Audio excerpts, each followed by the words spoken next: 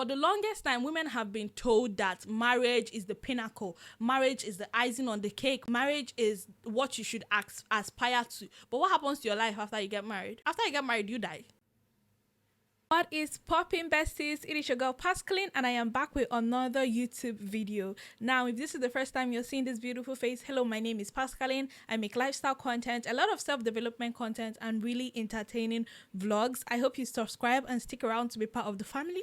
Let us get straight into today's video. Today's video is all about decentering men, the benefits of decentering men, why you should decenter men, ways that I have been centering men in my life, and how it is about taking your power back and becoming an individual of your own without letting your major life decisions be influenced by the thought of men or an imaginary man that you're yet even to meet. Let me start by saying, if you grew up in a Nigerian family, I don't know how it is any other place in the world, but in a Nigerian family, girl child are always groomed for an imaginary husband.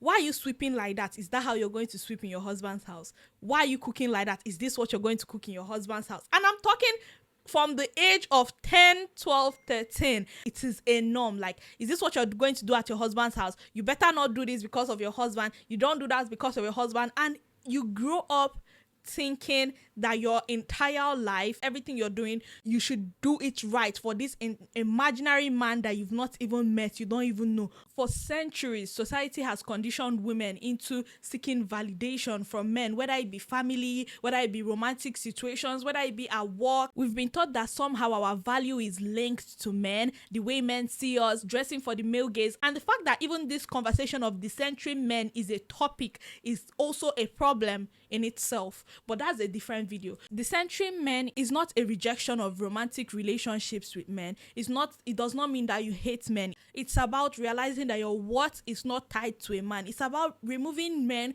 from the center of your life. It's about making decisions for yourself on your own without having to think of an imaginary man, and even if the man is in your life, doing things that benefit you because they benefit you and because you want to do them. Decentering men will help you build unshakable self-worth. Let's be for real. When you remove the factor of, oh my God, I don't want to seek validation from men, your life is going to completely change.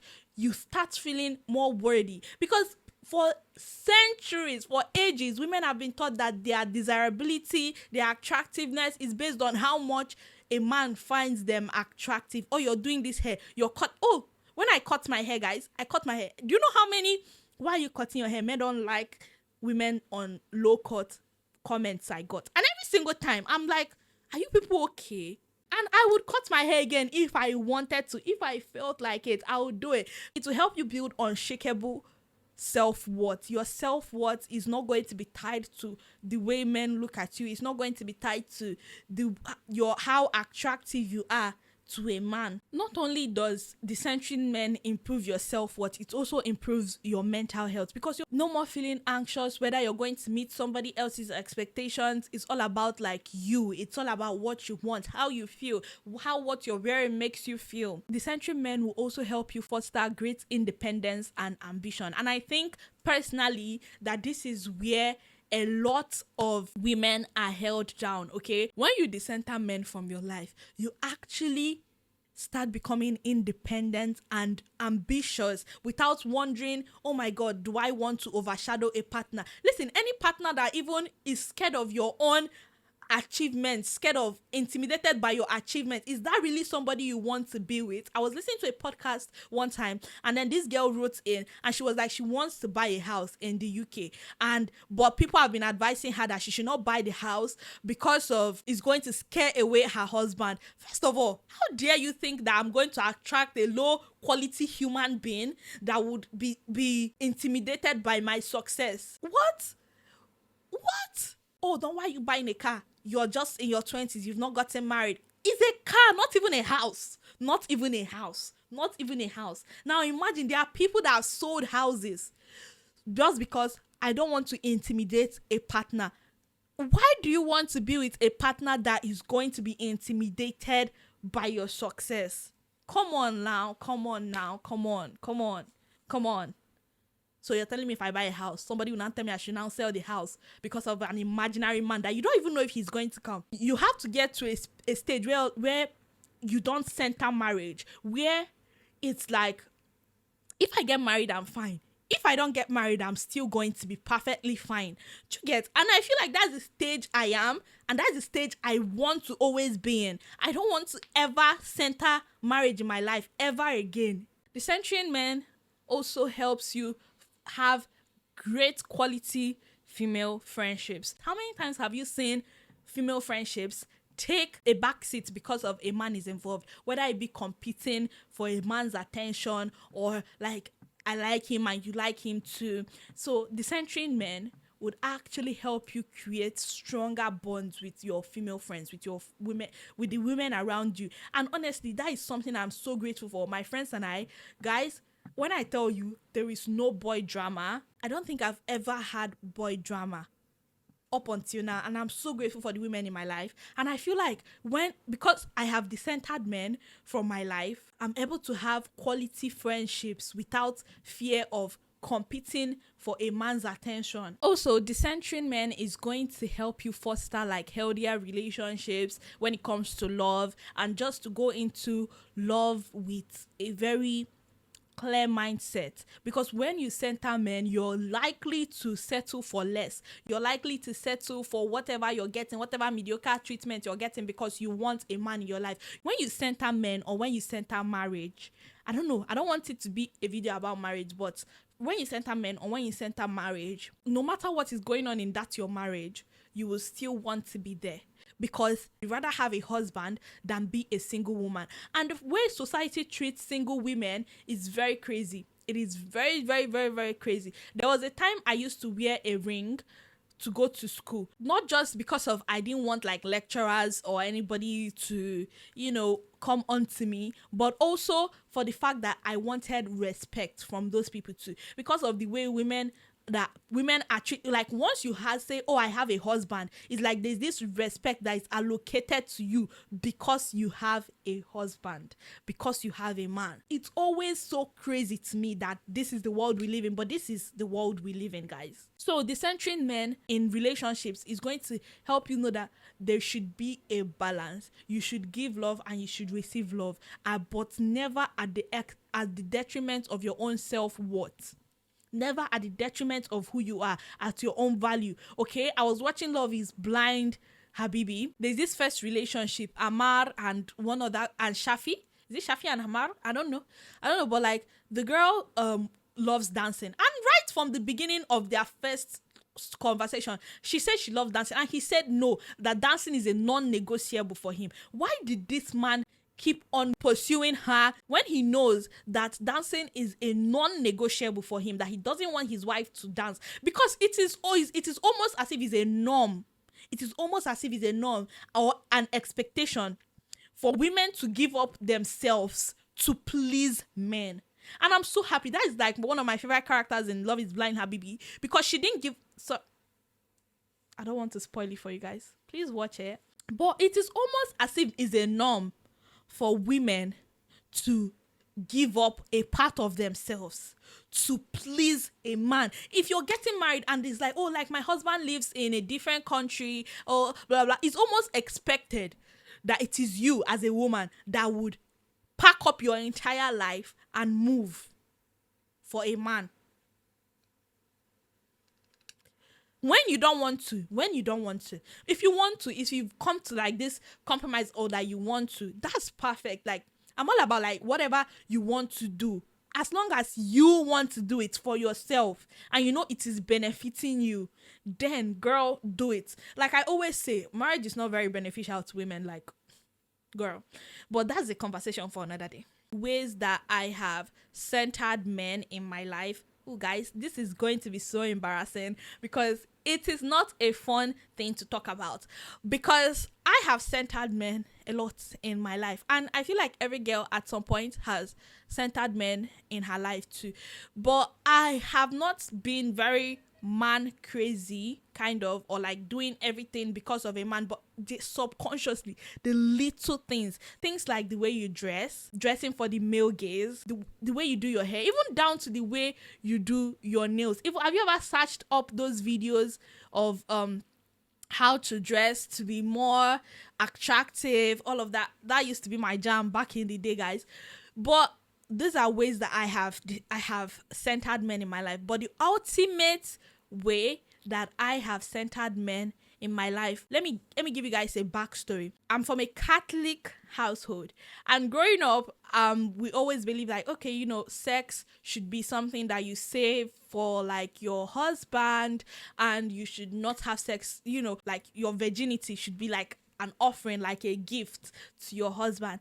And honestly, I took that idea and I ran with it at the age of like 10 years old girl.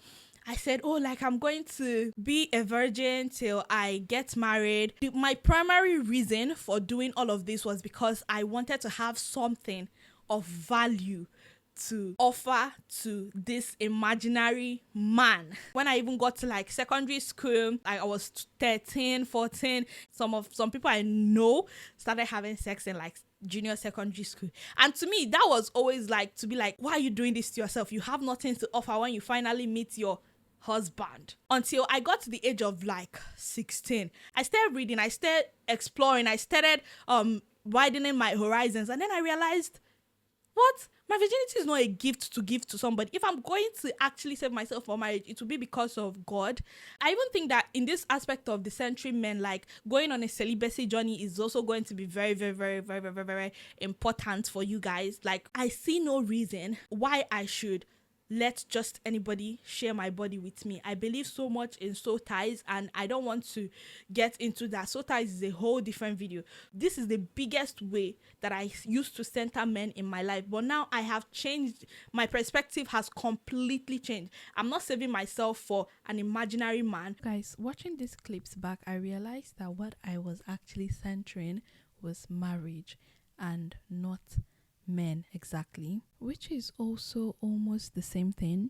But if I had centered men, I would have most likely had sexual relations with like my past boyfriends. So thank God for like the Catholic household that made me not to even have that mindset of saving myself, because I would have most likely regretted my actions. So, but in as much as I'm not having sex with anybody, I am doing it for a different reason. I'm doing it because I answer to God. God is the highest authority I answer to in my life, and I'm doing it because of my relationship with God, and because I also believe in soul ties. Let me know if you want me to do a video on soul ties. Yeah, guys, back to the video. That is the biggest way that I have centered men in my life. So let's talk about ways that you can decenter men. Number one thing is for you to be very self-conscious and self-aware of every single thing that you are doing, okay?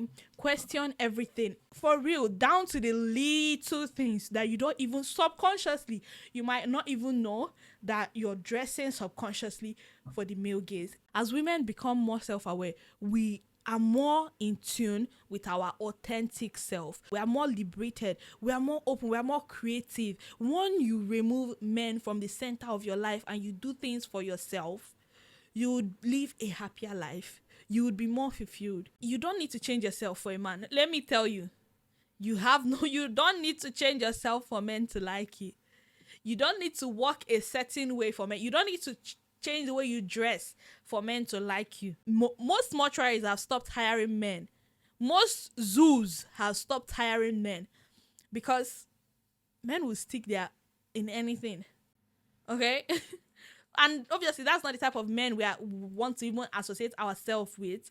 So be very self-aware of the way you react around men. Maybe you are having a conversation with your friend, you are gisting, enjoying your time, your date, and then, or like your brunch, and then a man walks in and all of a sudden you want to fix something. You're asking your friend, oh, how do I look? Because of the way women have been conditioned to center their lives around men, these are little things that we overlook, that we should not even overlook, because we are doing it subconsciously because of men.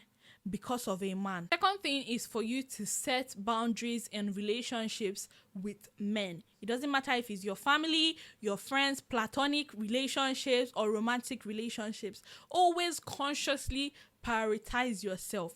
Consciously, because we have been groomed and conditioned to center our lives around men. Even in little things of like, oh, you and your male friend are just chilling and they're like, oh, I'm hungry.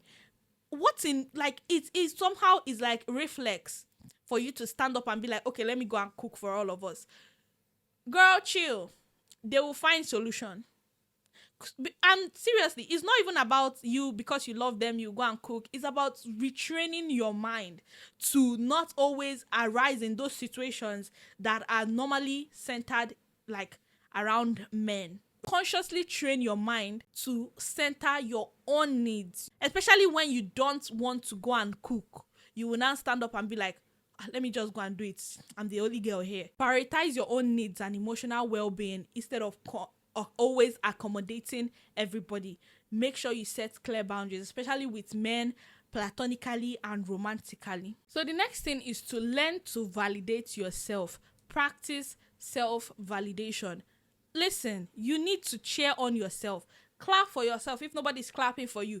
Clap for yourself. You don't need a man to clap for you. You don't need a man to say, oh, well done. You don't need that. Trust your own voice. You don't need validation, okay? Affirm your own wins. So another thing is for you to prioritize your female friendships. They are so important. Having women, like a sisterhood, is so important. I can't explain how important it is to you guys. I have the best sisterhood ever. I have the most supportive friends, and to me, I prioritize my female friendships even more than romantic relationships. To me, they are so important. And there is even a Harvard study that is like the lack of having women friends in your life is dangerous.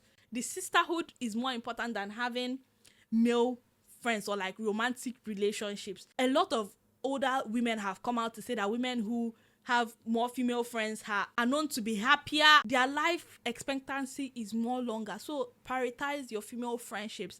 Don't be one of those people that are always like, I don't have a lot of female friends. Guys, I used to be that too. But let me tell you, I have found my circle, and I am so grateful to God that I have found this circle, because I have amazing female friends, and I wish that on you too. So prioritize having female friends, guys, because having women friends, because it is a blessing. The next thing is for you to redefine success. For the longest time, women have been told that marriage is the pinnacle. Marriage is the icing on the cake. Marriage is what you should aspire to. But what happens to your life after you get married? After you get married, you die. Redefine what success is for you, and just make sure that success is something you see as successful for yourself, not what society sees as successful. A woman can be 40. She's a CEO. She's a multi-billion-dollar business owner. She's well-to-do. She travels. She lives her most beautiful life. And then one person will now come and say, but she's not married.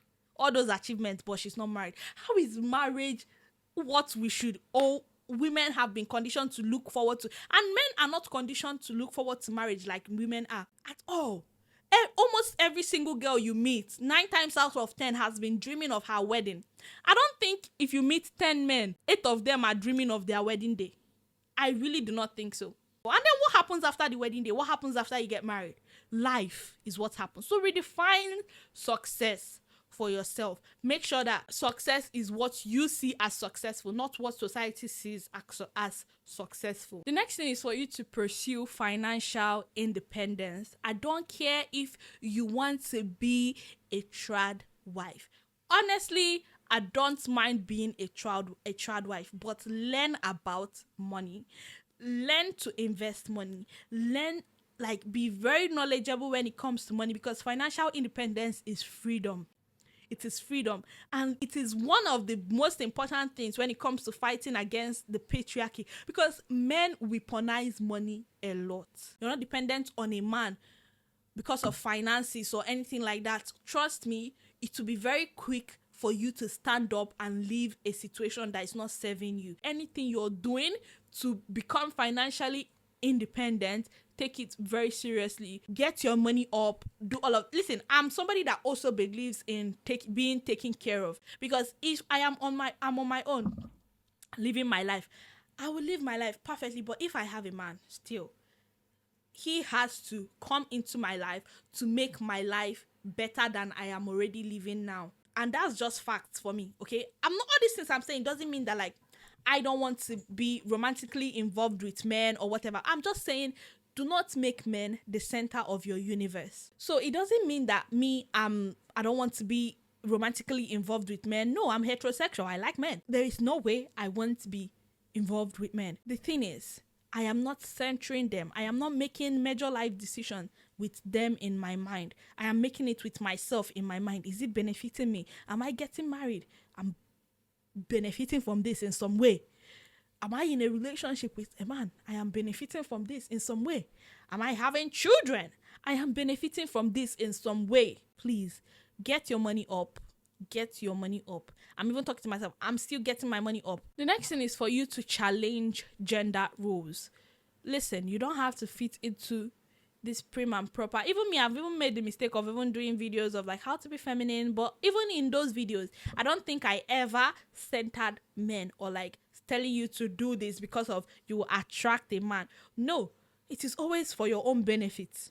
It is always be more feminine so that it will benefit you in some way. Buy a house if you want to buy a house. Buy a car if you want to buy a car. If a man is threatened by that, he's not the caliber of man you want in your life.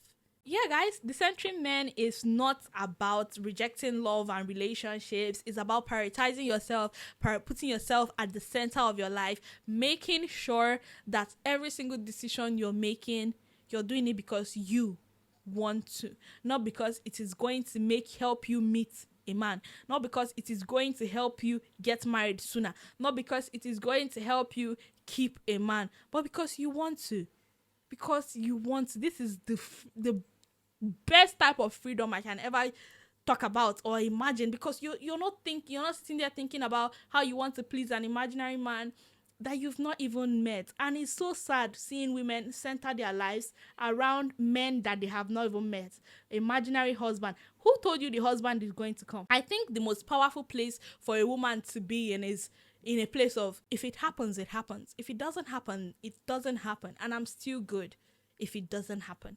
And that is exactly where I want all of us to be in, and not to idolize marriage, and not to you should not even idolize marriage, okay? If there's anything in your life you should idolize, is God, becoming more like Jesus. That's basically all I wanted to share. I hope you guys learned from this video. If you like this video, please give me a big thumbs up, comment in the comment section, and share this video with somebody you think needs to hear this. Go out there, decenter men, and do things because you want to do them. I love you so much. Bye, besties.